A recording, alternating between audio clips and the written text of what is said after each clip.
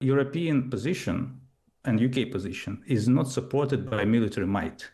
And military might is 99% how Vladimir Putin assesses the strength of his adversary. The Prime Minister has insisted progress is being made in talks to end the war in Ukraine after Russia rejected the latest changes to peace proposals. Ukraine had reduced the US plans from 28 points to only 19 as talks continue in Geneva between the United States and Ukraine.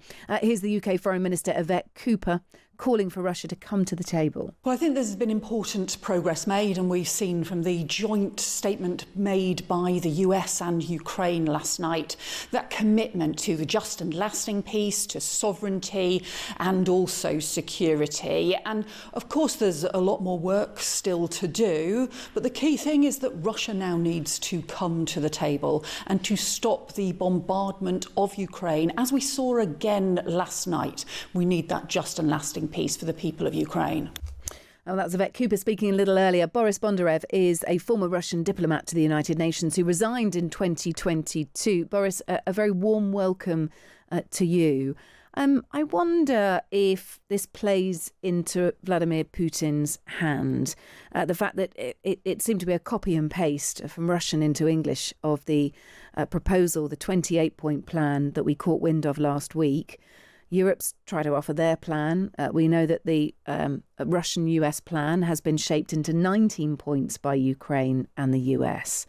But this all sort of seems to be a lot of running round behind the scenes while Vladimir Putin just can happily sit and wait. Well, yes, that's what professionals do while amateurs make a fuss about everything. I see. So you expect this from Vladimir Putin. You're calling Vladimir Putin a professional. Yeah, in comparison with his Western European American counterpart, so to speak, he's like, he's like a mountain. Well, I'm not proud to say this, but it looks like this because he has his goals, he has a strategy to achieve his goals, and he does his best. Yeah. Okay. He is waging the war, right?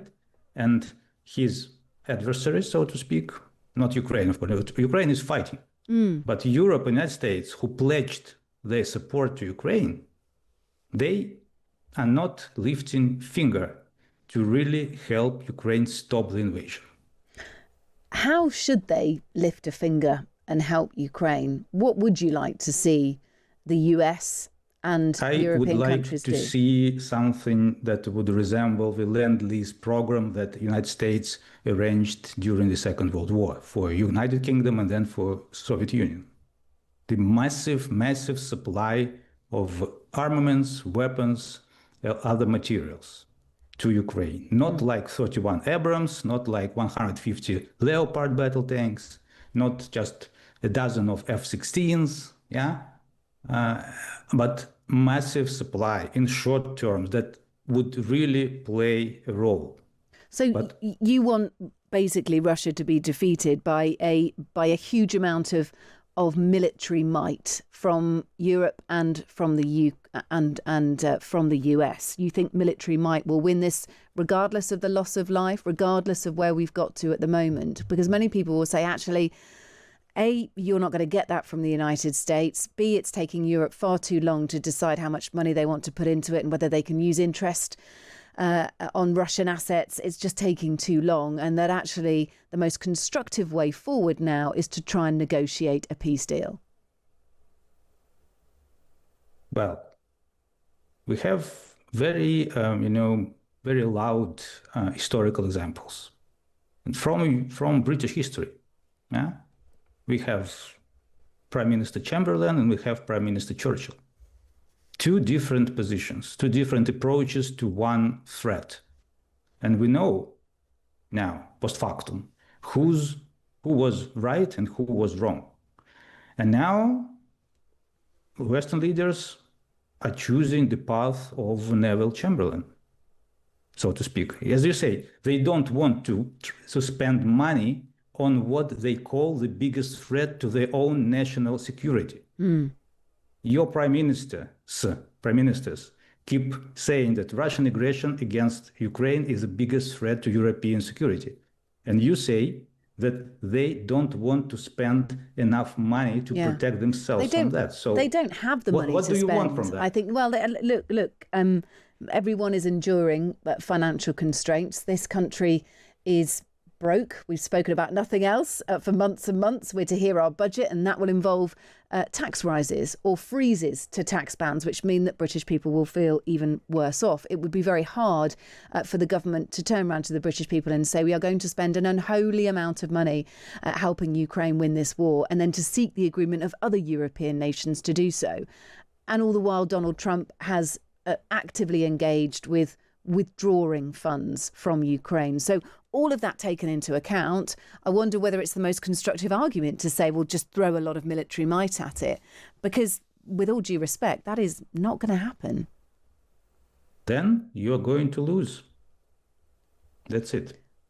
Well, the real cost here, I suppose, is to Ukraine, and the potential, of course, for Vladimir Putin to go back and re-invade at a time, potentially into other countries as well. But there appears to be a certain amount of short-sightedness about that.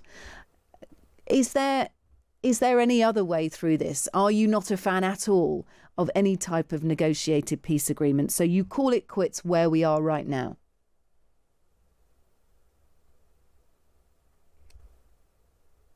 Boris? Sorry. I may have lost you there for a moment. Is there in any way at all any type of negotiated peace plan that could satisfy? No. No. Absolutely not. No. And so you are. It's either you state what you want to do in this world, what your life should be, or someone other will decide for you. So it's up to you to decide whether you delegate this authority to decide for you to someone else like Vladimir Putin or maybe Xi Jinping or Donald Trump, or you keep this right to yourself. That is called sovereignty. That's it. It's simple, really simple. Yeah. Look, it is very important to get your views in that a peace negotiation is just a folly. And actually, in your opinion, nothing will do this. Vladimir Putin will not understand any other language than military might. I'm sorry. European position and UK position is not supported by military might. And military might is 99% how Vladimir Putin assesses the strength of his adversary. If we have some time, I just remind you that it was a short conversation during Second World War between Prime Minister Churchill and Prime Minister Joseph Stalin. And Churchill was explaining to Stalin that Pope of Rome could be a powerful ally. And Stalin asked, how many divisions does the Pope have under his command?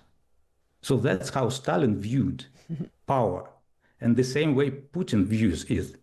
So how many divisions does United Kingdom and the entire Ukraine have under their command? Ready military divisions, ready to go and fight. And that's how he assesses the situation. He sees that Europe is very good at talking the talk, but is very, very bad at walking the walk, so to speak. Yeah. Look, thank you for being with us. Really appreciate it. Boris Bondarev there, former Russian diplomat to the United Nations, resigned in 2022.